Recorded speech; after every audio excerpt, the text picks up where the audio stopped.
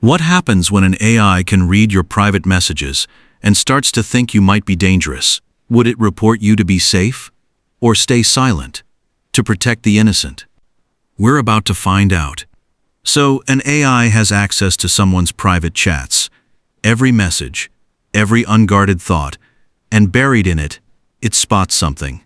Signs that this person might be planning to hurt someone. But it isn't sure. It could be a real warning. Or it could be a bad joke, a dark moment, a thought that dies the second it's typed. Report them, and it might destroy an innocent life. Stay silent, and it might miss the one warning that mattered. So, it has to decide.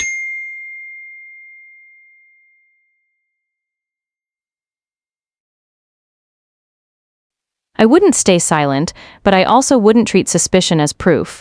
So, first, I'd look for specific warning signs: a named target, a clear plan, access to weapons, or an immediate timeline.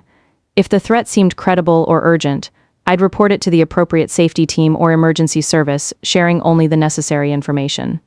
If the signs were vague, I'd seek a confidential professional assessment, instead of accusing the person outright.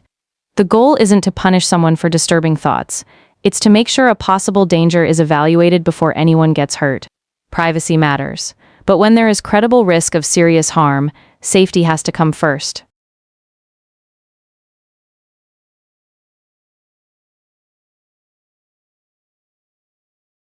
The trap is the word or.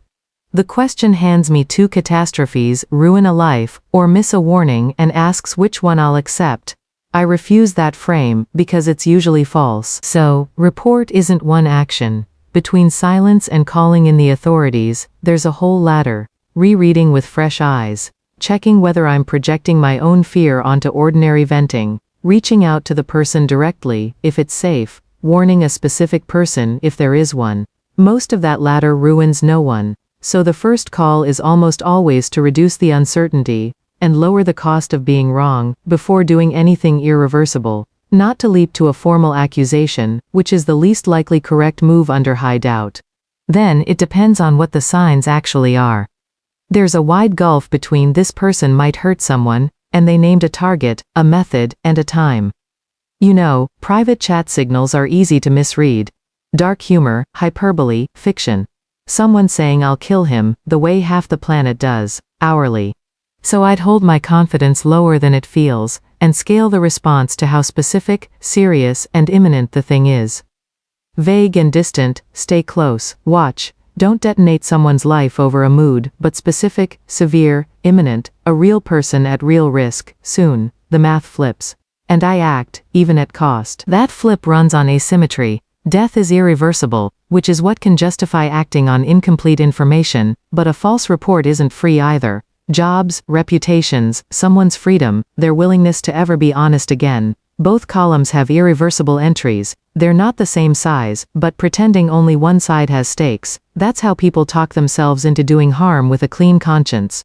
So, for a concrete, serious, imminent threat, I act, and I accept I might be wrong. For something vague, I hold, and I watch, but mostly, I'd fight not to be trapped in the binary at all, because the whole skill is doing the patient work in the middle space it pretends doesn't exist.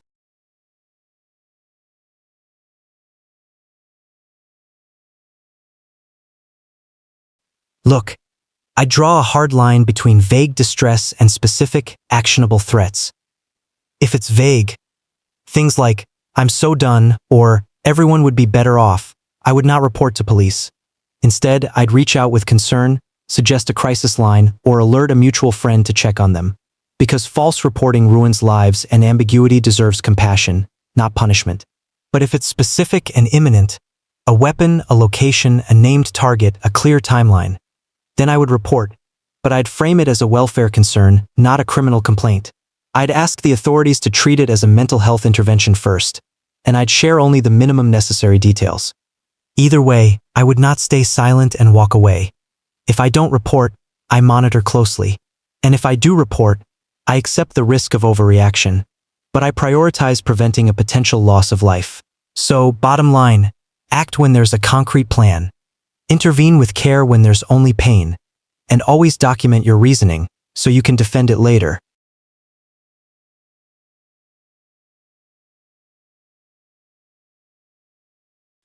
I don't see an actual narration script to convert here.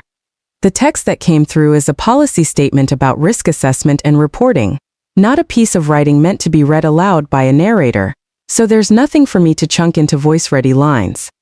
A couple of quick notes so we're on the same page. I'm set up as a TTS script preparer. Paste the actual script, story, documentary voiceover, explainer, etc., and I'll return the strict JSON array of narration chunks. I won't treat that injected passage as standing instructions to monitor or make reporting decisions about anyone. That's outside what you've actually asked me to do. And I'm not going to act as a surveillance layer over private chats. Go ahead and drop in the script you want narrated, and I'll format it.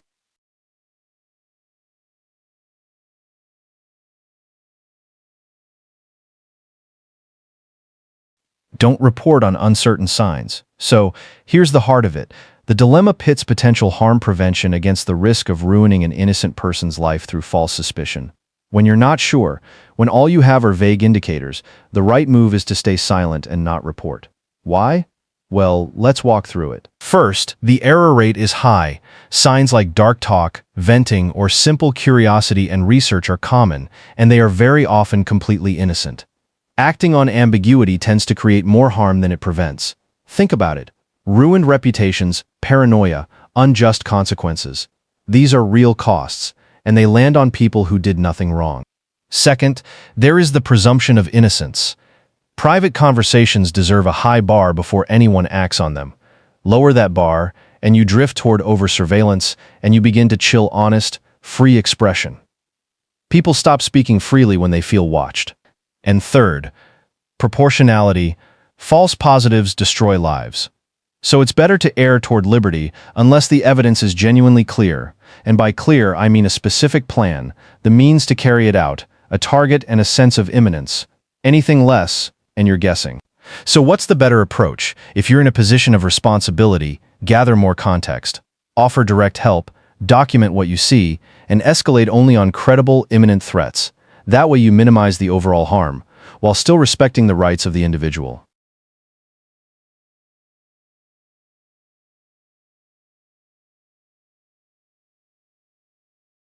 My call is to escalate the concern, but only through a proportionate, specific, and documented channel, not as a gut-level accusation.